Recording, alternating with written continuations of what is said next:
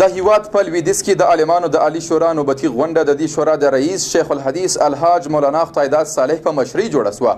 د دې شورا مشر د احتکار او ګران پلورنې په هکله خبرې وکړي او د هرات ولایت د عامې روغتیا ریاست څخه یې په کلکه وغوښتل چې پر درملتونونو نظارت وکړي او د دوا نرخونه کنټرول کړي.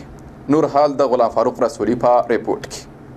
د لویدیځې حوزې د دیني عالمانو سراسري شورا نوبتي غونډه د دې شورا د رئیس شیخ الحدیث الحاج مولوي خدایداد صالح په مشرۍ جوړه سوه. شیخ الحدیث مولانا صالح په دې غونډه کې د نورو موضوعاتو ترڅنګ د ګران پلورنې او احتکار په هکله هم خبرې وکړې او زیاته کړه که څوک یو ضروري شی د بیې لوړېدو په مخه تر 40 ورځو ډیر وساتي احتکار شمیرل کیږي او ناروا کار دی. کسی که 40 روز مایحتاج مردم احتکار کنه و ندهد به مردم به نیت احتکار گران شه فلان شه فقط برئ من الله و برئ الله منه. او از خدا بیزار است و خدا از او بیزار است.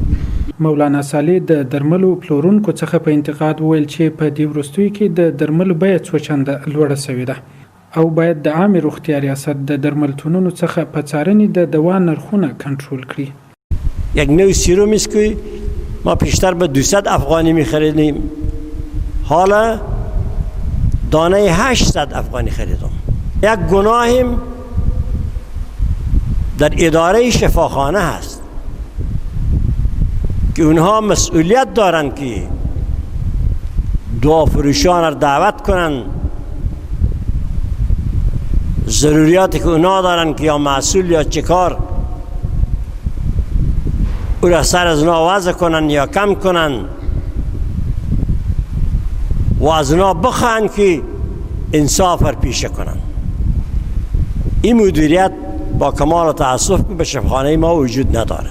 د لویدیځې حوزې د عالمانو سراسري شورا مشر د نن ورځې غونډه کې د کرونا وایرس پر وړاندې د مبارزې او د عالمانو د جایګاه په هکله هم خبرې وکړې او زیاته کړه تر څو حکومت د دیني عالمانو نظریاتو ته پاملرنه ونه کړي د هیواد وضعیت به ښه نشي.